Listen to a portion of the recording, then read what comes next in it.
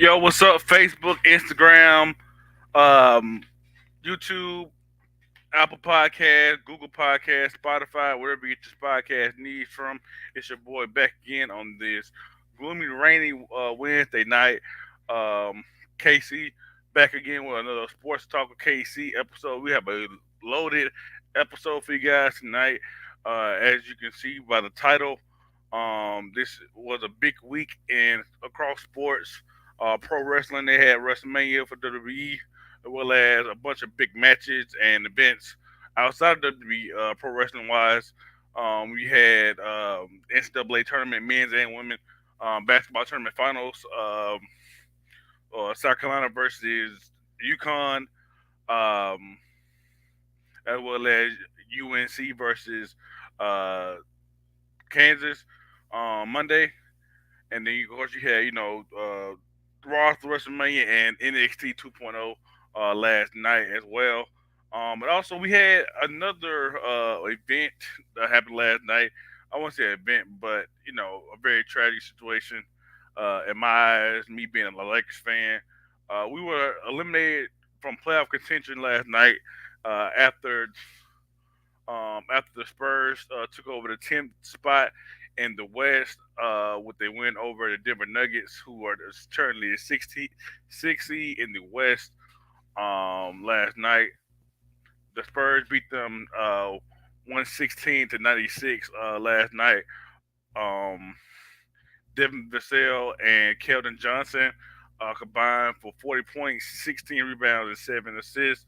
This future bright for this young team who made the playoff for the first time in quite some time. Coach Pop got them boys playing very well. Um, very young team with some stars at different positions that will one day turn into superstars, such as Keldon Johnson, Devin Vassell. You see here, Jakob it's a good big man down low. Josh Primo out of Alabama, first round pick this past season. Well, that's Trey Jones, backup point guard. Tyrus Jones, little brother. Just a lot of great young guys who could definitely take the next step in their coming seasons. Um, this game between the Nuggets and the Spurs wasn't very competitive. Nikola Jokic pretty much had to do all the heavy lifting. He combined for what Devin Vassell and Keldon Johnson did together by himself. He had 41 points, 17 rebounds, and 4 assists from that point center position. The Denver Nuggets love having him playing,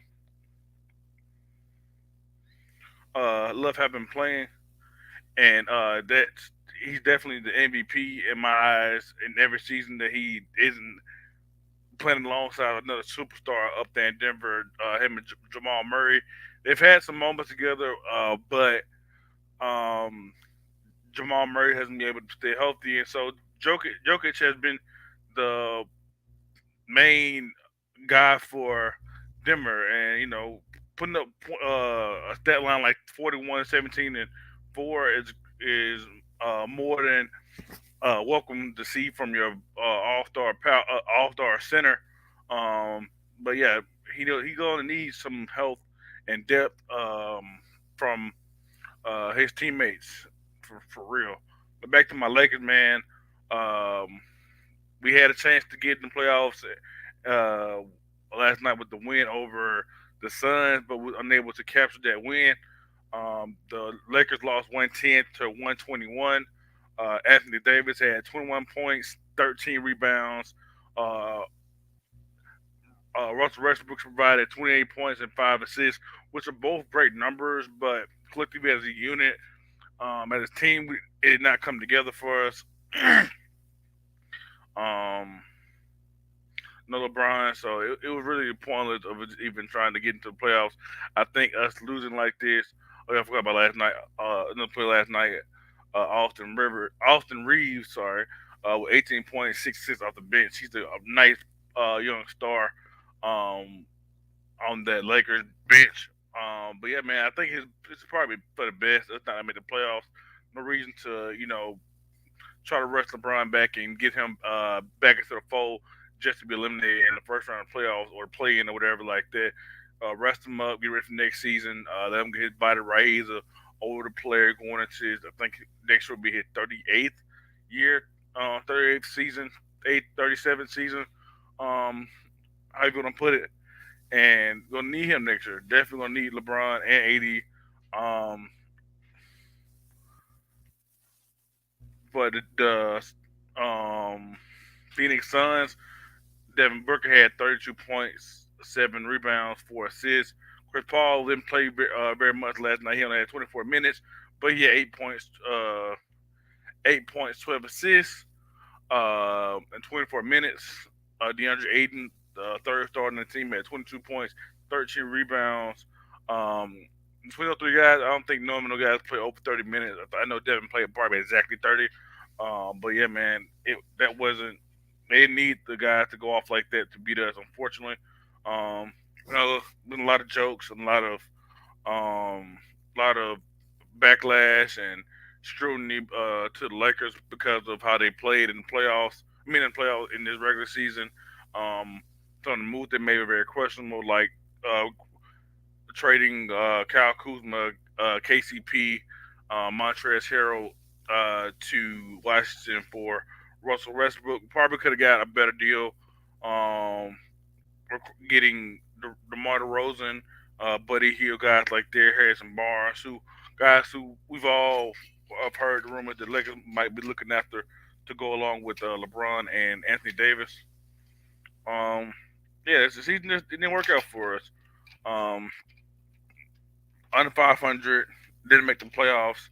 Um, I think we don't own. I don't think we own our first round pick this year, so we don't have a lottery pick as most teams would in this position. But it is what it is. So we look forward to the future. Maybe we can acquire a first round pick or a lottery pick with some of the players we have.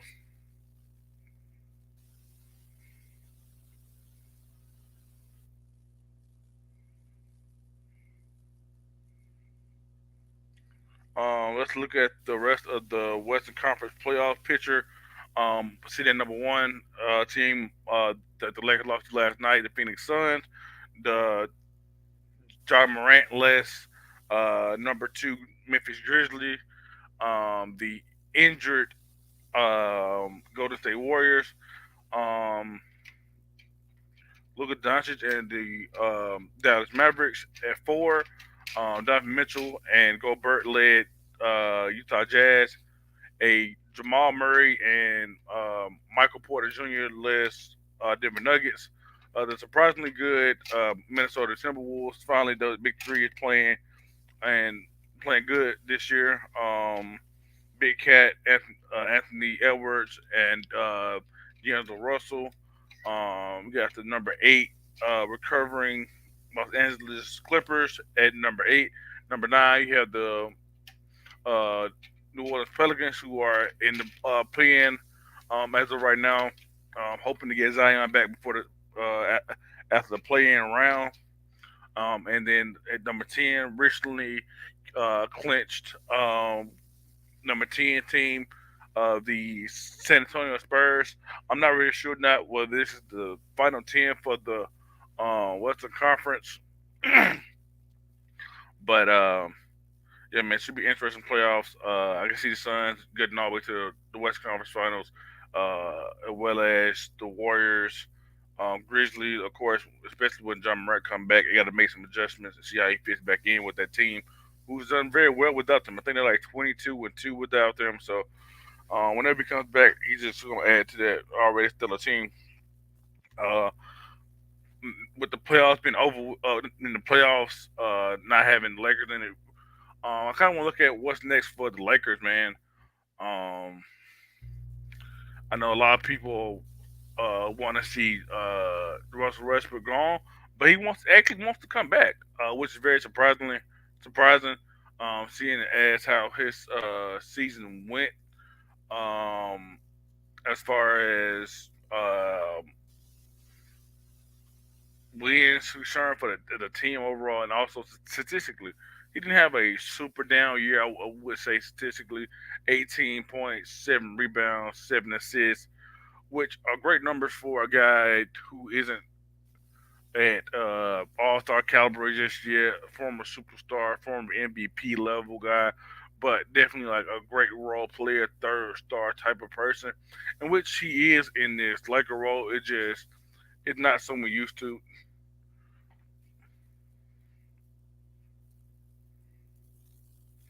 Um,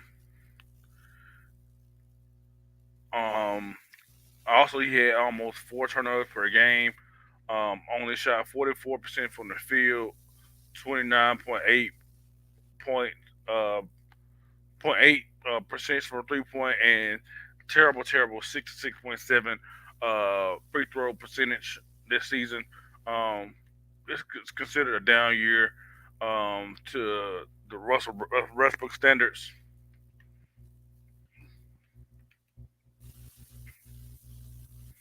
Um, if I get into the contracts of the Lakers right now, just gonna kind of see what we could send off to Russell too. It'll be great to see him on the other side of LA with Paul George and Kawhi Leonard, all LA natives stay in town and kind of work off them. I think he fits a little better with them. They shoot a little better than the combo of Anthony Davis and LeBron James. Um, Probably could feature him a little more on the ball and controlling things, and not being a primary defender on defense. You got Paul George and Kawhi Leonard being the perimeter top defenders. Um, that'll be probably the number one team to acquire his services. Um, let's see who else.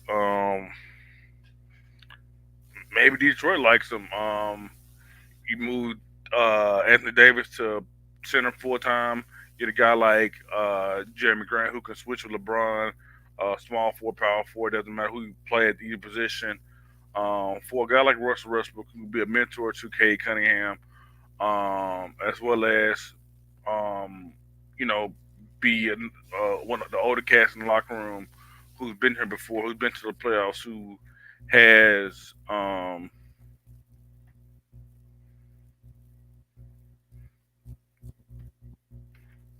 who has been on struggling teams, who has been in the playoffs and to the finals and things like that, and get to show them the experience, give them the experience that they need.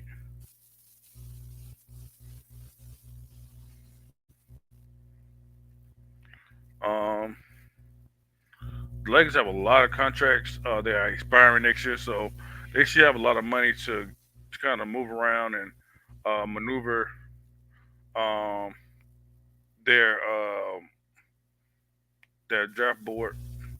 The draft board, their trade block, their trade board, um, and pick up some free agents. You got Melo, who's on a spiral contract, which I can see definitely coming back. Trevor Ariza, I don't see him coming back next season. Malik Monk was great off the bench for the Lakers. Media scoring. Dwight Howard, great backup center, who kind of rejuvenated his career in LA. Has won the Boba championship with them. Left for a season last season, and Philly came back. Maybe they can bring him back on a veteran minimum deal to finish out his career. Kent Bazemore, roster fringe guy who just an older cat in the locker room who player might play, whether or not, but he's just a great locker room guy. Avery Bradley, defensive stopper, but doesn't provide very much offense, so he might not be back. Wayne Ellison does have a great shooting stroke, but might not be a guy that makes the roster next season. Um, who's their young core? Is a question I get a lot. Get asked a lot.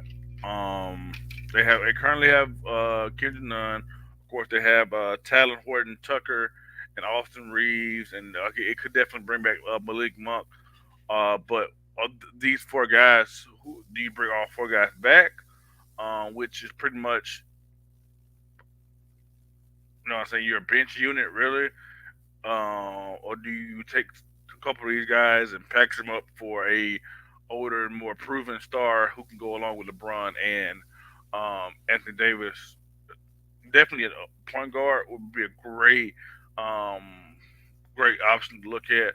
You have the big man and Anthony Davis. You have the perimeter defense of LeBron, inside scoring, outside scoring of LeBron. You know how he does. He's the greatest of all time in most people's eyes.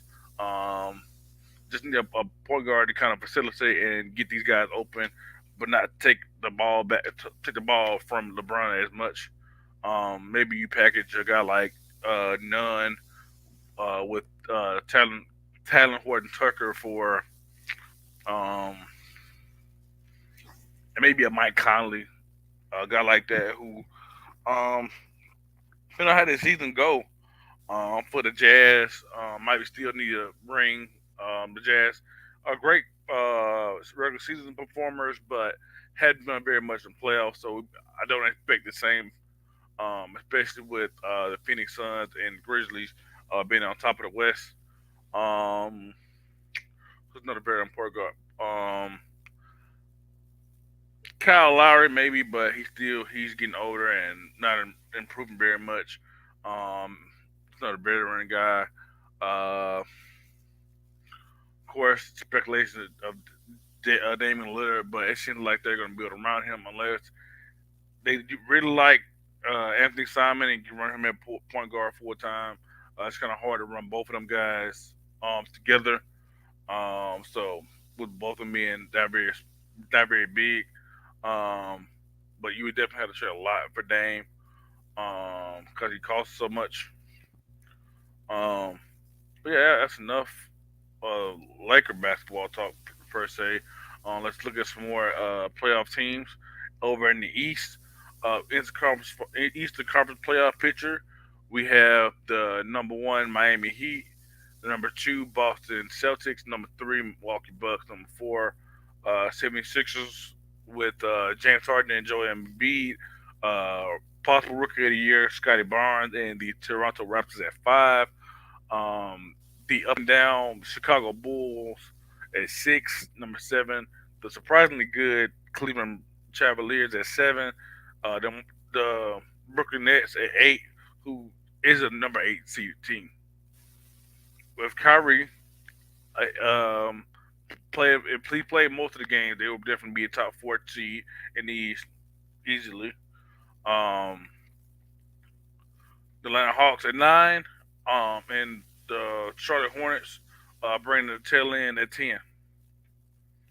Um, my favorites for the East is definitely the Brooklyn Nets, and I like what the Heat are doing, but I'm not sure if that's sustainable. I'm not sure they can score enough points to hang with a Nets team or hang with a Bucks team who has Giannis, hang with the 76ers team who has um, Embiid, has James Harden, guys like that. So that was enough for the NBA basketball. Before I get too much further, please like, share, and subscribe to Titletown TV on all your podcast needs, as well as YouTube, Facebook, um, Instagram, and Twitter. Um, yeah, man. And tell me what you think. Leave some comments on what you'd like to see me talk about. Any ideas on uh, how y'all feel about um, uh, in sports, any hot takes you guys have. If you guys have a podcast of your own, I would love to be on it. Um, please hit me up, hit us up.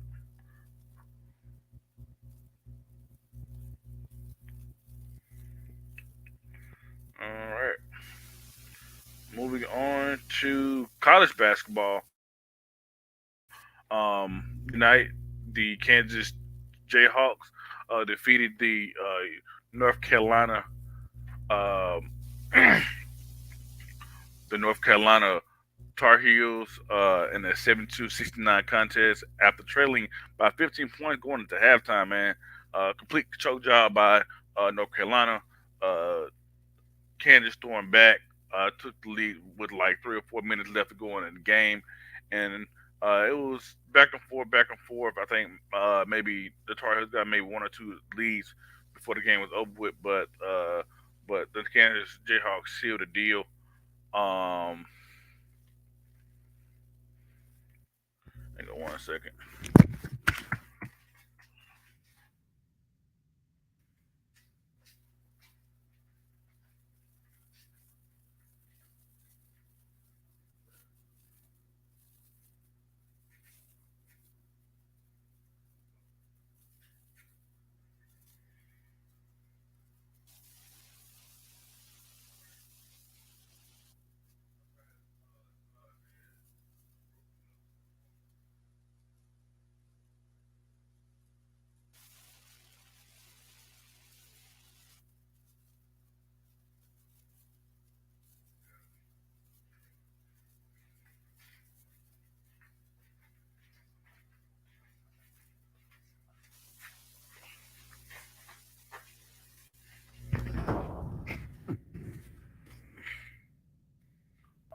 I'm back.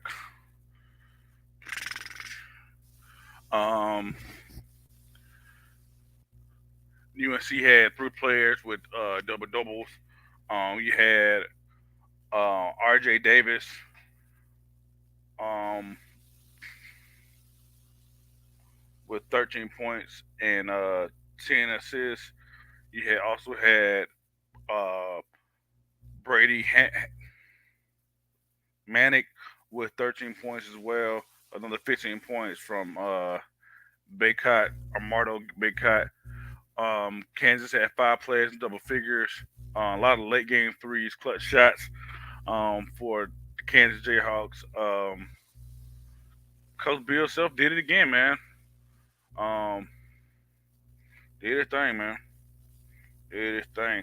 Congratulations to the South Carolina Lady Gamecocks for winning the 2022 NCAA Women's Basketball National Championship, defeating UConn 64-49.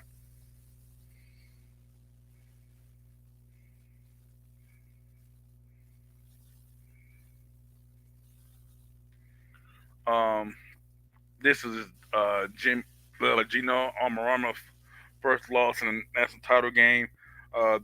His superstar Paige Bruckers um, didn't have the best game of her career. Only had 14 points, 6 rebounds, 2 assists. Didn't get very much from her other teammates. Um, South Carolina was led by Destiny Henderson. He had 26 points, 4 assists. Um, Aaliyah Boston and Zia um, Cooks had 11 points to help Destiny Henderson lead the Lady Gamecocks to a national championship. To cap off this amazing season, Coach Don Staley is a hell of a coach, man. She's has to completely turn that South Carolina program around into a winning program. Should be around for many, many years as long as she's the head coach. Let's get into some NFL news. NFL news. Biggest news for the day is The Bills extend Stephon Diggs with a 4-year, $104 million deal, worth $7 million. He is right there with the top receivers being paid receivers. Hopefully, this deal ends his career in Buffalo, which he hasn't been in the league very long. He's been in the league 7 seasons now. Add another 5 seasons. That's only like 12 seasons. Um, so yeah, man, I can definitely see him getting this deal finishing out, and then maybe re up for another couple seasons if he's still on top of his game. Stephon Diggs is definitely one of the top receivers in all of the NFL. Him and Josh Evans have a great connection. He had a great connection with Kurt Cousins when he played in Minnesota. Caught the game winning touchdown over Marcus Williams in the divisional round against the Saints to advance to the NFC Championship game a couple seasons ago. The Saints made a big trade. A lot of draft picks and this one being traded and flipped around. A lot of people didn't understand it, but I'm going to go break it down to you real quick. The Saints trade picks number 18, 101, and 237 in this year's draft for uh, a and also a first round pick in next year's draft and a second round pick in the 2024 draft to the Eagles for pick 16, 191, and 194 in this year's draft. For the Saints, they should probably target um, a receiver at 16. The receiving class are going to go flying like once it gets to that 7, 8. Only said 7 because Giants could trade down and somebody could leave for the Falcons at 8 to uh to get a receiver. So yeah, man, the train starts at 7. Maybe moving forward with the Jets if they get too worried that the Falcons or somebody end up taking the top receiver. But yeah, definitely it's starting really at 7, and if the draft stays how it is, 8 and up. Could receiver go back to back. You could see 8. The Falcons they have no real number one receiver right now. 9. The Seattle Seahawks are thinking about trading DK Metcalf. 10. The Jets need another number one receiver. The Redskins could possibly could need a receiver. Um, Vikings at 12. Uh, Receiver really be a luxury with them having Justin Jefferson and Adam Thielen um, there in Minnesota. Let's see, Houston, Texas at 13 could lead receiver. It's news that is rumored that they may trade Brandon Cooks. Let's see, who's 14? Oh, the Ravens. You can always give Lamar Jackson another weapon, make him look like a better passer than what he actually is. The Eagles could need another receiver outside of Devontae Smith. A lot of Eagles fans don't like Jalen Rager. Let's see, 16. The Saints, like I just mentioned before, should definitely target a receiver at 16. So that's 8 teams from 8 to 16 who all could make cases for getting the right receiver. So, and I think, let's see, Garrett Wilson, Chris Olave, uh, Jamison Williams, ooh, Traylon Burks, Scott Moore, DeHaan Dotson. You may see Christian Watson sneak up in there at the end in the first round. Let's see, Alex Pierce from Cincinnati ran a great 40. David Bell, great size, big size receiver, possession receiver. Put a lot of great numbers up there in Purdue, in Indiana. So it's only probably 7 or 8 guys who legit have first round number grades on really. So I don't see them all 8 of them going from 8 to 16 all in a row, and then from 16 up is other positions, and you won't see another receiver pick for another round. No, I don't see that happening. But like I mentioned before, Chris Olave, uh, Jameson Williams, and Traylon Burke all could be there, or at least one of these guys should be there for the Saints at 16. For number 18 spot, I can see them targeting O line and a quarterback. They could take both of those picks and trade up into the top 10 and take a Kenny Pickett or a Malik Willis is a real possibility though. I don't see it. I like them staying put to what they are and uh, drafting the best guys currently on the board at that certain spot. So at 16, if it is um, how I have it, goes how I have it. Of course, I try not to do trades in my mock draft Try to go straight down the board. I'm going to do a mock draft with trades on it. But the one I did earlier, I currently have them picking Malik Willis. He somehow fell uh, at, to 16. Him, Kenny Pickett, and or Matt Corral could be there at 16 for the taking.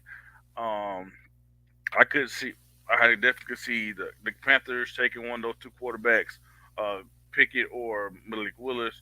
Um, Seattle might not be completely sold on Drew Lock.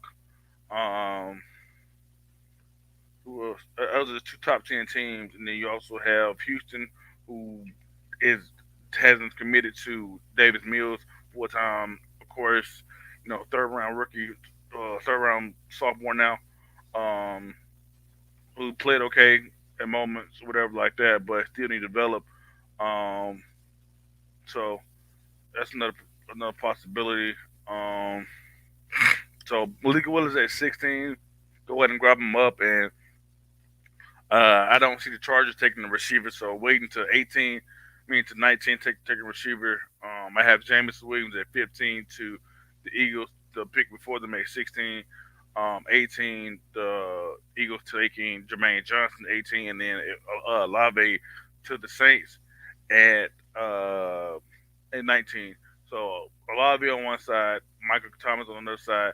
You got Alvin Kamara in the backfield with Malik Willis, Jameson Williams playing quarterback, Taysom Hill now at tight end, um, and then you can look to get a tackle in the second. I had them taking uh, Nicholas Petit Fiara at 49 in the second round. Um, that was all the NFL news for this week. Like I mentioned before, it's been a big week. Got a big blockbuster trade between the Saints and the Eagles. You got the Bills reading up Stephon Diggs. You got both national championship games. Gino Amorim losing his first national championship game. Kansas amazing coming back. The NBA playoffs about to start. Big week. But my weekend in sports started with WrestleMania. WrestleMania. Um, of course, yeah, a lot of guys watch my um WrestleMania. No, sorry, my NXT Takeover Stand and Deliver um predictions. I was wrong on Toxic Attraction retaining against Raquel Gonzalez and Dakota Kai. I was also wrong about Braun retaining Dolph against Dolph Ziggler on Saturday night, but he did retain his title back. Uh, Retain the NXT title on Monday Night Raw. So I was wrong, but I was right. And then Toxic Attraction last night.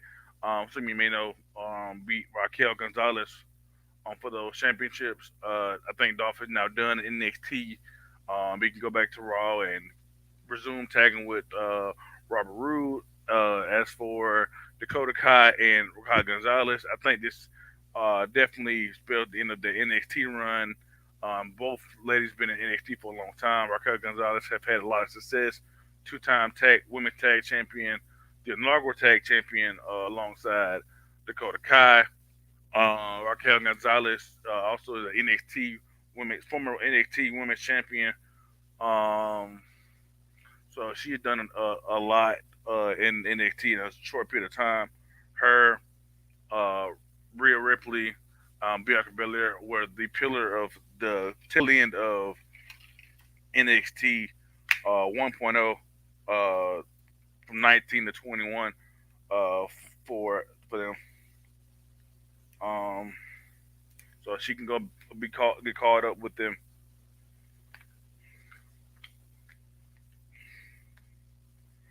Um,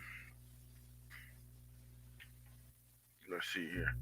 Um, the first match of WrestleMania Night One was the Usos defeating the team of Shinsuke Nakamura and Rick Boogs. Prayers up to Rick Books. He was injured on a routine move. He does a double slam against the Uso he had done before, and might have turned something in his knee. I can't remember exactly. Broken leg, I think it is. Um, uh, yeah, man. I think they was going to put over Shinsuke and Rick Books, but after he got hurt, they couldn't put the titles on them. It's no point of you know wasting the win when they have to vacate the title soon. So leave them on the Usos and let's see the next team step up. Um, just looking at SmackDown now, they might get a facelift. Reason why I'm saying that because last night both Imperium and their leader Gunther, also formerly known as Walter, lost last night. Walter lost competitive contest to Brian Breaker for the NXT Championship. Um, I can definitely see him being called up to SmackDown to be one of the future challengers of Roman Reigns' new undisputed championship. And then as for Imperium, they lost last night to the Creed brothers. I know it's kind of some friction. Hopefully, they can patch things up and move on to the main rosters. They're still a great faction in my eyes. They lost a lot of credibility since moving over from NXT UK. They won some matches. They lost some matches as well. They lost their tag titles to MXK. Well, now, without a member, Nash Carter just got released with after allegations of domestic violence against his ex girlfriend Kimberly. Impact Wrestling knockouts um, superstar out there. There's a lot of rumors going around. I'm not gonna speak too much about it. I hope he is truly innocent. Um, it's a bad situation. But yeah, back to the story at hand.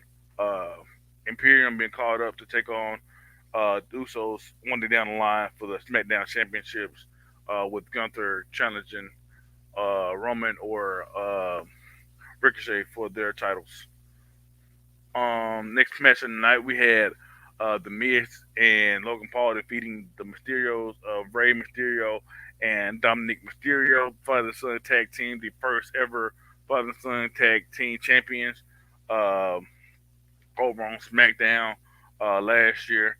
Um, uh, Logan Paul got the pin, got the win. He looked very great. The great celebrity showing. Second year in a row, Logan Paul and Bad Bunny are two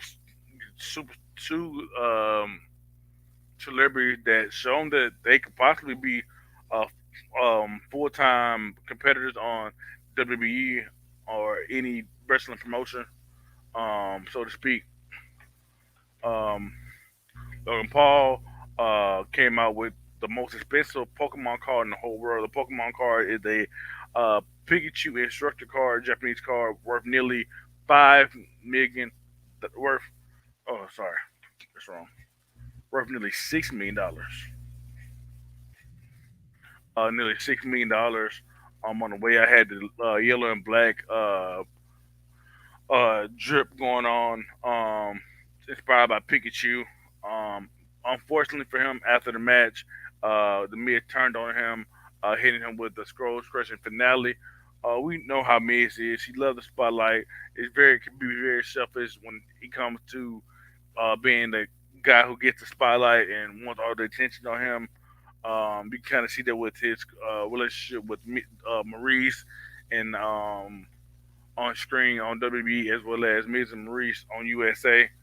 Um, but yeah, man, it's very surprising to see the heel. I don't say heel turn, but the Miz turning on him. I was looking forward to see him and Paul teaming up a little more, possibly chasing the Raw Tag Team Championship. So because there's any day, RK Bro can definitely explode. I think RK Bro has kind of changed the game for Raw, so to speak, because a lot of people when they first got together, oh, Randy's gonna turn on Matt, but people love that tag team so much that they've kept them together.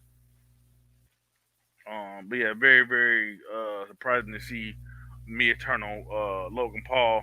But I do hear that it was in his contract he gets a face turn, and and the crowd responded to him very well. So hey man, we'll see how that feud goes. He's probably gonna get a blow off match at Backlash. Bianca Belair defeated um, Becky Lynch by pinfall to win the Raw Women's Championship for the second year in a row. Bianca has won a women's title at WrestleMania. Last year, she won the SmackDown title against Sasha Banks, and then this year, Becky Lynch. Um, could we be looking at the Horsewoman Killer? Cause she also beat Bailey.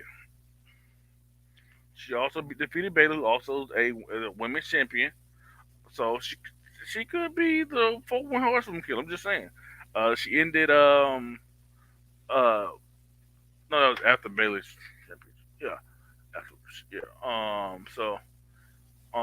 She beat Bailey after she returned from hiatus, and that's three out of the four horsewomen. Maybe next year at WrestleMania Hollywood we get Charlotte versus Bianca Belair, and she retains the Raw Women's Championship. I can definitely see her holding on to that thing for another year. Um, we had another surprise return. We had Cody Rhodes returning after 6 years to defeat Seth freaking Rollins by pinfall. It was a great match by both competitors. Cody just looked like his self from AEW just in the WWE ring, man. And it was a sight to see, man. He enjoyed himself. He did a callback to his days at Stardust and his initial run in WWE. Um, all around great match. From a drama perspective to um,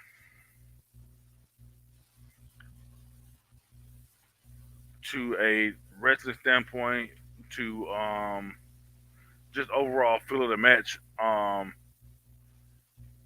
Seth definitely won for this match. He begged for this match.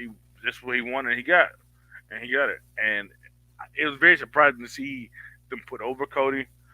He more than deserved it with his massive return back to WWE. So it was definitely more than warranted.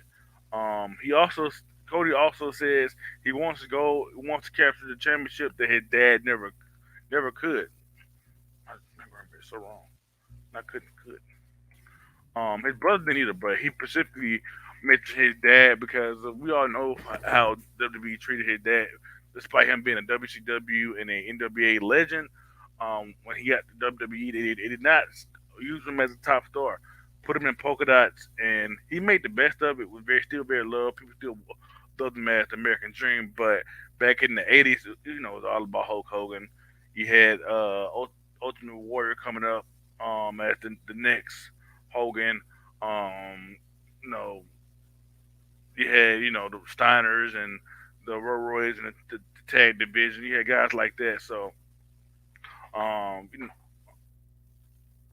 Bam Bam Bigelow, at the tail end of the '80s, there's other big guys around too that they felt were higher on their radar to be the next champion after Hogan decides to leave one day or gets too old or whatever like that. They have other people in mind um, to be the next guy.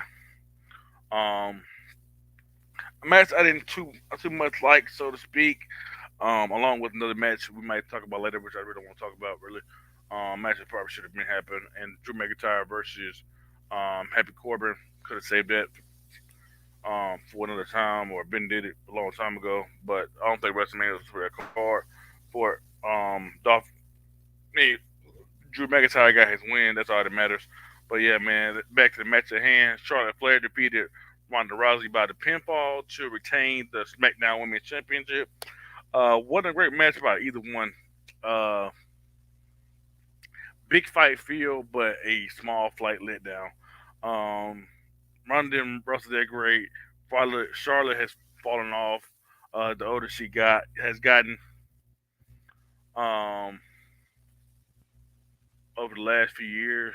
Um, but she still is one of the top draws for all for a standard barrier of the WWE, of that women's division as a whole. Um, I said to somebody earlier, the match was better on paper than the match itself. Should have been Ronda versus Becky, but I assume that they're going to do it next year at WrestleMania Hollywood. Big time Bex is a big time star now. Ronda Rousey is a movie star, and we know Hollywood is all about the movie stars and actresses, and the Lakers and the Clippers, and just big lights and big cities. So Hollywood might be the place to do this match at. Like I mentioned before, they could do Bianca versus Charlotte. So hey, your SmackDown and your Raw Women's title are now booked already. Gonna say Charlotte winning the Royal Rumble. To get back to that point, uh,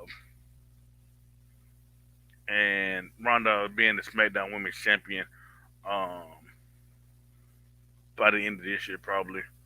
Um, the main event of the show, surprising the main event, was the Kevin Owens show with his guest Stone Cold Steve Austin, which turned into a no hold bars match. Kevin Owens had no respect for my for the old timer uh, Steve Austin. He from blatantly told him, "Hey, I came out here with a ulterior motive, and that was to get you in the ring with me and to beat the crap out of you." And he ate those words. Steve Austin made him pay, uh, beat him up all up and down the AT&T Stadium in Dallas. He's in front of his home state crowd. So the crowd was eating up everything that Austin did to Kevin Owens. Put him on the four wheeler, drove him up the ramp,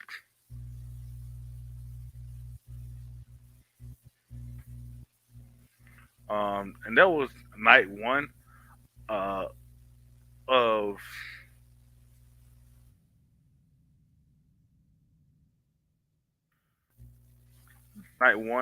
WrestleMania.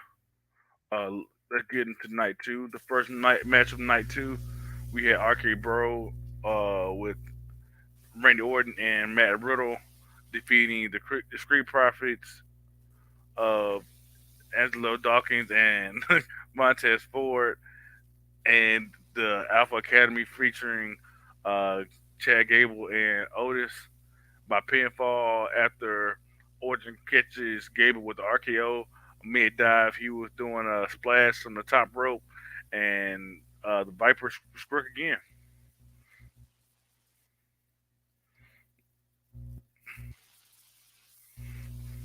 You just want me to say something to you, don't you? You want me to acknowledge you? Hmm. My baby's in the building.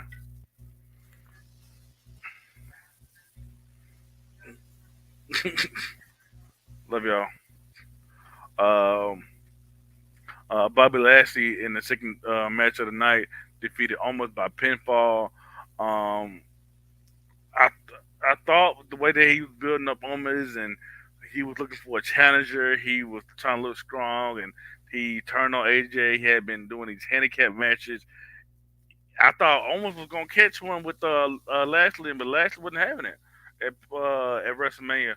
But then we get to Monday night, and MVP turned on Bobby, and now is managing almost now. And so I'm guessing that feud going to continue, and then MVP is going to take almost under his wings, and hopefully can get him to the promised land like he did with Bobby Lashley and with the Hurt Business. Maybe surround him around a couple guys. Maybe a team like a team who uh, hasn't found a way back to the championship circle, like the Street Profits could do for us a cool heel turn for a little minute, and then maybe turn back face or turn on each other, and make Montez a single superstar, which everybody's anticipating. But that's enough of that. Enough of that fantasy booking. I don't get paid by WWE yet. Could be a possibility. Um, Next match is the Anything Goes match uh, between Sami Zayn and Johnny Knoxville. I didn't have very high expectations for this match at all. But Johnny Knoxville, uh, I can't say wrestled because it wasn't very much wrestling, but he did his thing, so very well for Sami Zayn. Sami Zayn was the perfect guy for this match. Love the shenanigans, love the comedy of it. It was a lot of it was kind of a nice break between them from the seriousness of night one. Uh, Bobby Lashley and almost two Titans colliding. RK Bro and the Street Profits and Alpha Academy in that banger of a triple threat tag match. So man, getting some comedy relief from Sami Zayn and Johnny Knoxville are very warranted. But yeah, man, it's pretty much just a jackass match, man. They had all kind of props and stunts. At one point, you had Sami Zayn in the corner with his legs wide open, getting a bowling ball hitting to his ball. You had a fake foot getting kicked to his. Uh, Sami Zayn getting kicked by it. He ran around the ring, got slapped by a big black hand. That the memes are going around now saying the love child of Mark Henry and May Young. So cool match. It was fun. If you like shenanigans, the match was definitely for you. Um, Next, we have a fatal four way tag team match for the ladies this time. Around after having the men's fight uh, open the WrestleMania Night One. Um, the team of Naomi and Sasha Banks, Boss Blow, as I like to call them, defeated Carmella, Queen Zelina Vega, Liv Morgan and Rhea Ripley, Natalia and Shayna Baszler by pinfall. Um, I like the direction of where the women's tag division is going now. Each of these tag teams are legit tag teams. Um, Boss Glow was a great pick for the next tag team champions. They can definitely bring this division to the future. Um, this could be a start of a great women's tag division. Like I mentioned, I love Boss Glow, Rhea Ripley, and Liv Morgan are the perfect partners, especially with Liv Morgan's partner being in AEW now, Ruby Soho, and then Rhea Ripley splitting from Nikki Ash. They were teamless, and so for them to come together and had a performance they did was very great. Warranty, I love the Catwoman and Batman reference. Now, as for uh, Natty and Shayna, uh, they're not there just yet. They definitely have potential. I see more of a feud coming out of that. Maybe babyface turning Natty again. To back to that feel good story with her dad passing years ago, leading up to the legacy of the Hart Foundation, one of the last members, with Tyson being behind the scenes now. Uh, my cousin David Boy Smith Jr. Harry Smith Jr. being cut from WWE last year, just the last of the Hart Dynasty, and then Carmella and uh, Zelina Vega broke up this past Monday. Um,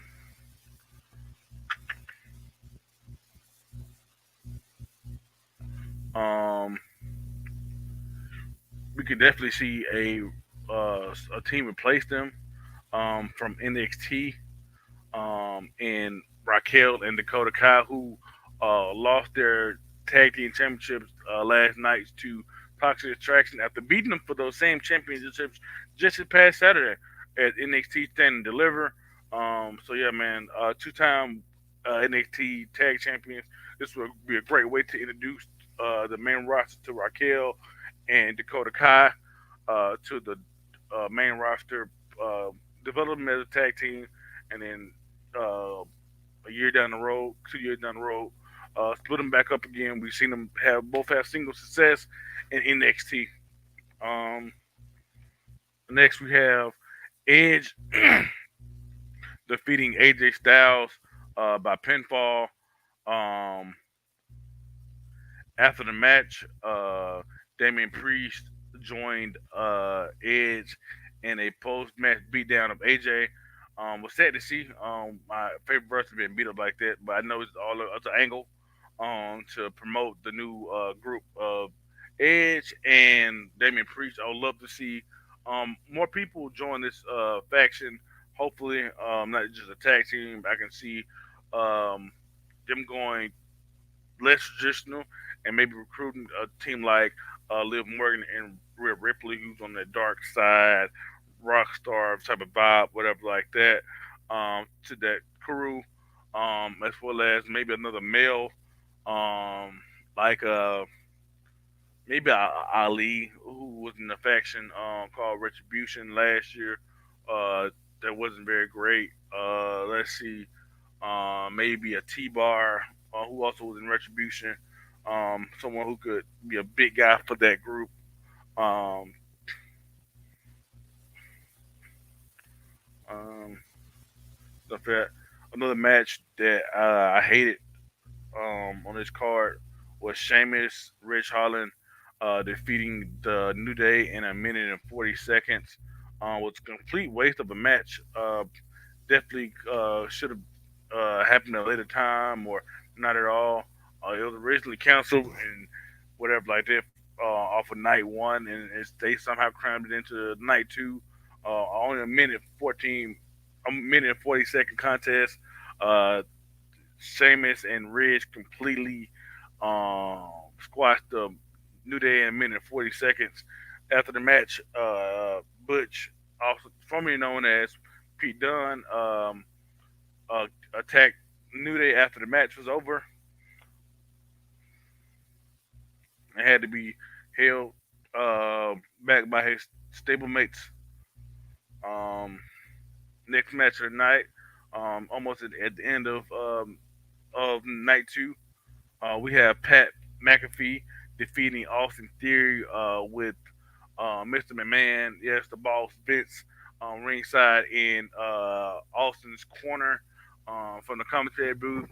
And then after that match, after Pat beat Austin, Mr. McMahon decided to get in the ring with Pat and defeated him. And with no surprise, no one's ever going to beat Vince unless your name is Stone Cold Steve Austin. It just do it. You know what I'm saying? Just look at it that way. Um, uh, okay, match. I give it maybe a C or whatever like that. C plus. Match rating. The final match of the night is the winner take all match between Brock and Roman Reigns. Winner take all uh WWE Championship and Universal Championship to decide who is the undisputed champion um of all of WWE wrestling.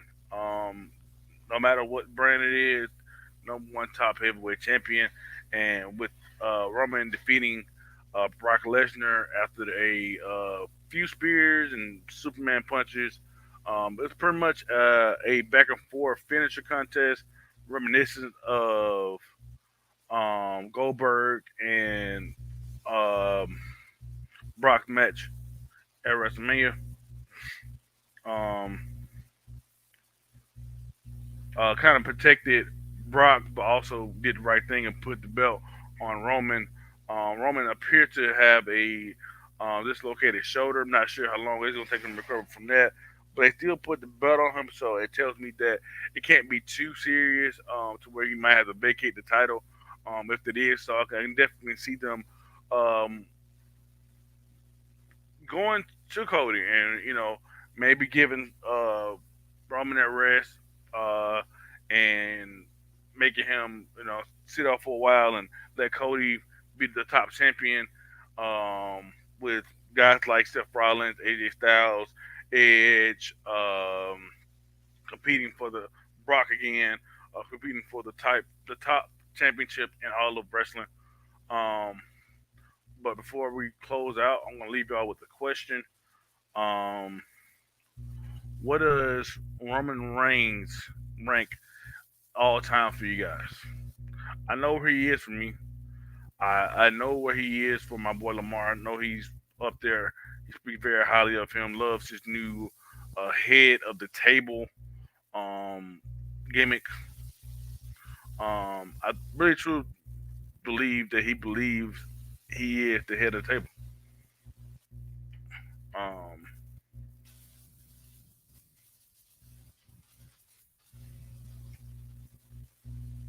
um, for me, he's definitely top 10. I put him up there with, in no certain order, uh,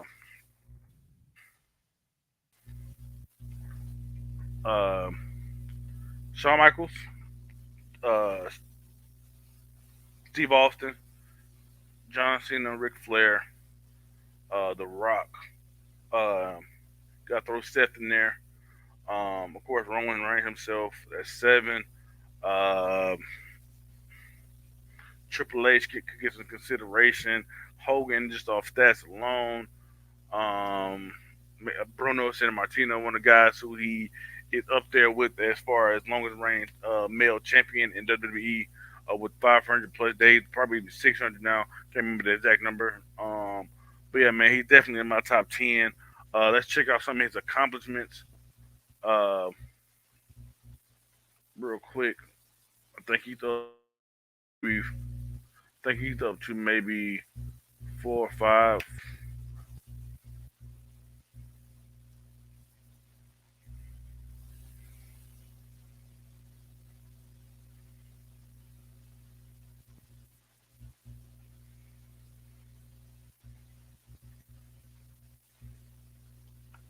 He's now at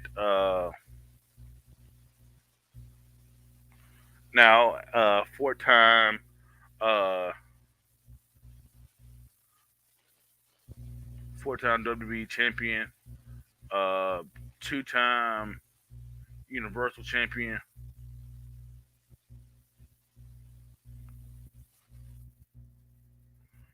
a one-time IC champion, one-time US champion, one-time tag team champion with Seth Rollins with their days and the Shield.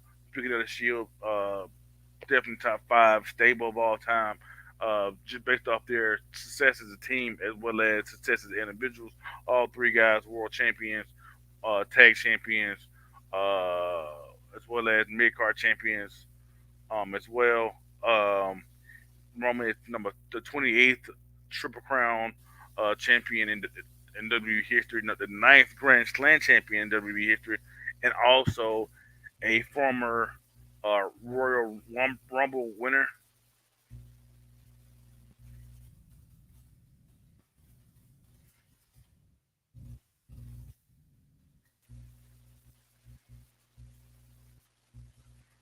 So, like I mentioned before, he's definitely uh, one of the top 10 guys of all time, in my opinion, already.